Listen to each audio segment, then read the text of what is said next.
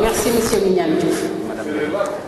Vous êtes revenu largement sur l'enjeu mondial du foncier, particulièrement dans notre cher continent, l'Afrique, berceau de l'humanité, très attrayant de par son hospitalité, mais aussi par sa terre fertile.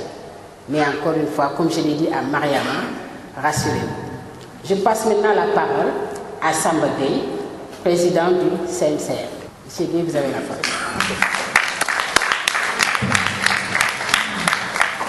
C'est mon président qui parle, hein, écoutez bien.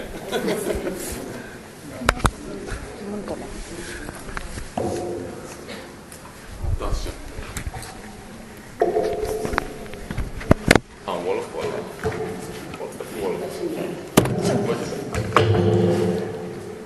lu ngeen bëgg rek. wolof. non lu ngeen bëgg rek. on est ensemble. loolu moi je suis à l'aise. après ma tënk ci wolof ma wax naa ci tubaab après ma tënk ci wolof. amul problème. noonu leneen naa wax ci tubaab tuuti après ma tënk ci wolof. dafa am ay gan yu ñu fi am. Merci beaucoup, monsieur Bilaye Ministre Tandradim, bismillahirrahmanirrahim. Bonjour tout le monde.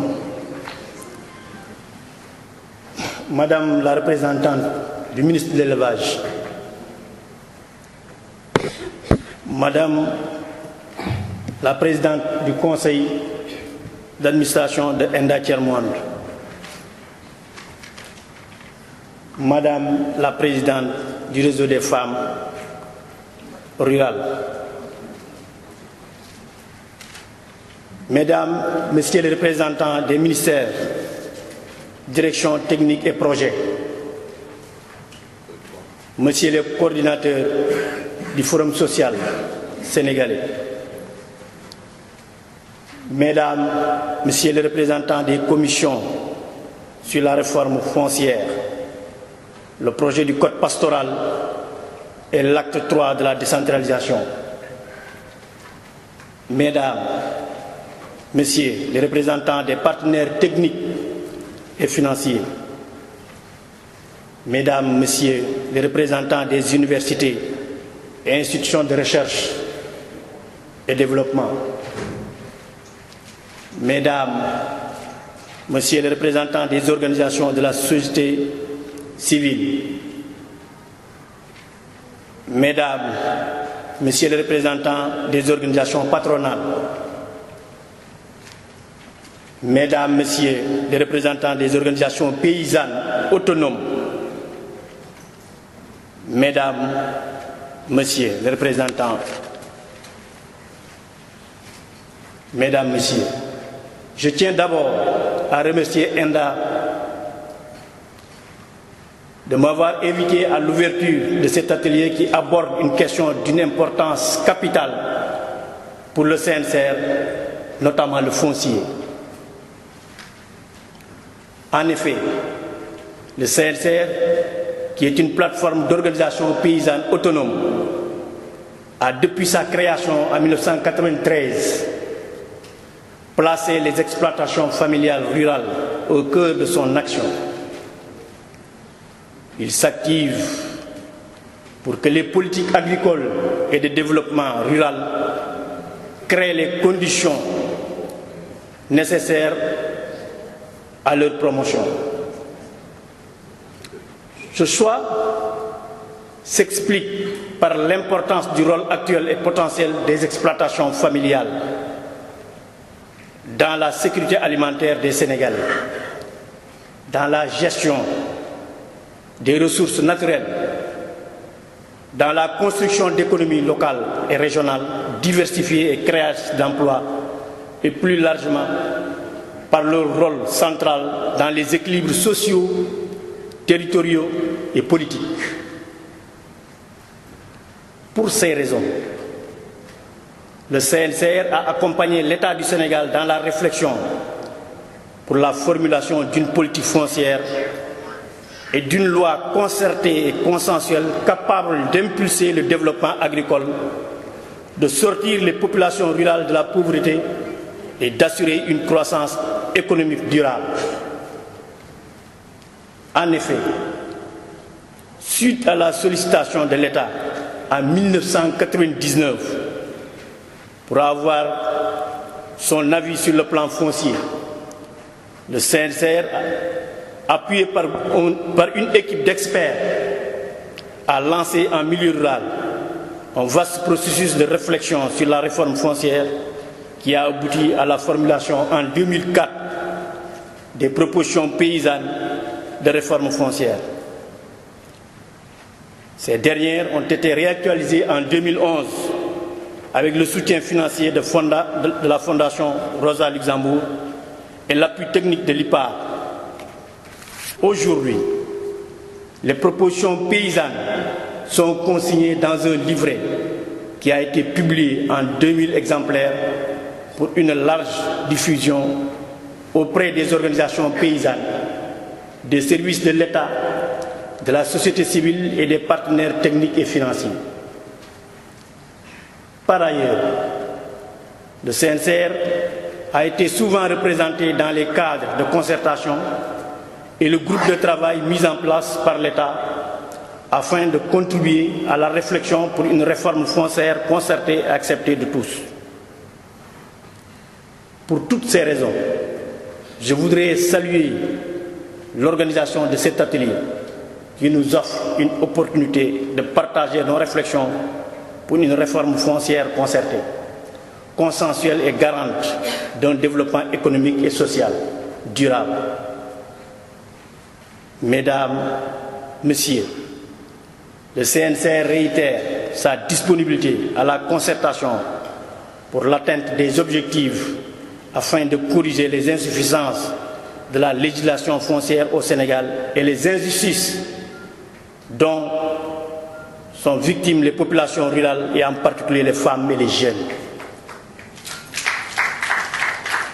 Pour terminer, je voudrais adresser mes félicitations à ENDA et à Marème Sow en particulier pour le combat mené à côté de ces deux organisations paysannes pour la préservation des exploitations familiales. Marème, merci pour tout le combat que vous menez à travers le monde paysan et à travers le Sénégal.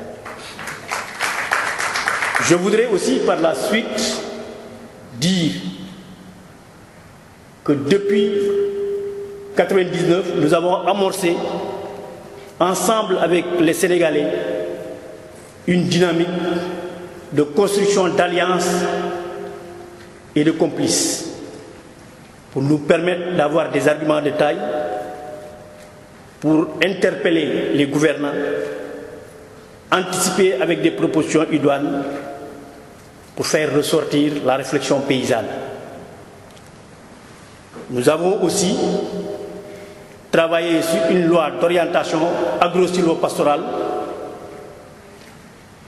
jusqu'à l'aboutissement à l'objectif final, c'est-à-dire voté à l'Assemblée nationale en juin 2004 et promulgué par le président de la République.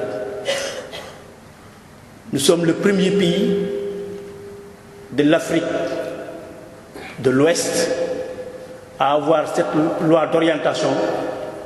Le deuxième pays, c'est le Mali, qui nous a suivi, qui a aussi sa loi d'orientation. Les autres pays sont en train de travailler au niveau de cette loi. Mais alors, depuis la promulgation, le vote de la loi, jusqu'à nos jours, de 2004 jusqu'à nos jours, nous n'avons travaillé que sur 7 décrets d'application.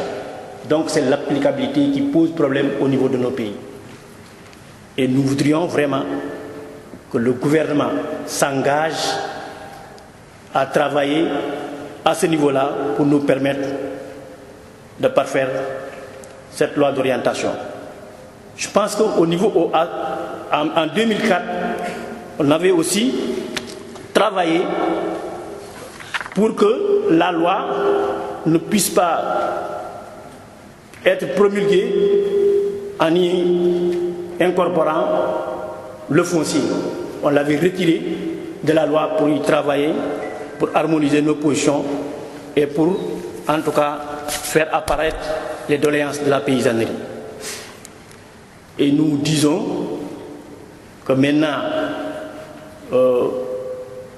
Mignan vient de le dire tout à l'heure, On est interpellé à tous les niveaux. Nous venons d'une réunion au niveau de la sous-région où nous n'avons que 6 mois de délai pour l'application, en tout cas, des APE et les conséquences que ça va, en tout cas, causer au niveau des acteurs paysans que nous sommes et même au niveau de la population rurale en grande partie. Nous allons signer des accords à 80%, or que nous avons le tarif extérieur le plus bas du monde, sans protection ni rien. Donc ce sera un marché ouvert où l'agriculture familiale sera complètement déconnectée du système et du marché. Je pense qu'il faudrait quand même essayer de travailler en groupe, d'élargir les rayons et de faire face à tout cela et d'interpeller le gouvernement, parce que le gouvernement de Macky ne doit pas faire moins que le gouvernement d'Abdoulaye Wade, qui avait travaillé sur les APE et qui avait obtenu une suspension de ces APE jusqu'à maintenant. Donc je pense que Macky, avec tout le background que les Sénégalais ont eu, pour travailler avec nous, pour le propulser au devant de la scène, étant le chef de l'État du Sénégal et le chef du gouvernement, doit normalement écouter les paysans et la population du Sénégal pour ne pas aller dans ce sens. Il a toutes les possibilités, en tout cas, de travailler à ce niveau-là pour nous permettre d'avancer. Jusqu'à aujourd'hui, d'hier et aujourd'hui, j'ai entendu à la radio, au niveau de la loi, il y a un décret sur le vol du bétail, mais c'est à cause de la non-applicabilité de ces décrets qui pose problème jusqu'à maintenant. Nous avons un conseil supérieur d'orientation qui est dans le décret, qui permet au chef de l'État, chaque année, de regrouper l'ensemble des acteurs et de travailler avec eux. Dans le décret, nous avons un système national de recherche agricole et agro-sylvo-pastoral. Dans le décret, nous avons le Fonds national de développement agro-sylvo-pastoral qui doit être alimenté par le budget national. Dans le décret, nous avons la reconnaissance des métiers et la protection sociale. C'était depuis 2004. Ce n'est pas un problème d'aujourd'hui. Donc je pense qu'il y a une façon encore de se mobiliser pour faire face à tout ce qui bouge, pour nous permettre en tout cas de travailler sereinement au niveau de la communauté paysanne. Je voudrais vraiment très sincèrement remercier en tout cas Mariem et son équipe et l'ensemble des personnes ressources qui travaillent autour de vous et tout le personnel de ENDA pour vous dire merci. En tout cas, nous sommes à côté et nous continuons à travailler avec toi. Ce que vous dites, ce n'est pas vous, c'est la paysannerie, c'est la voix paysanne, c'est la ruralité. Je vous remercie. Merci de votre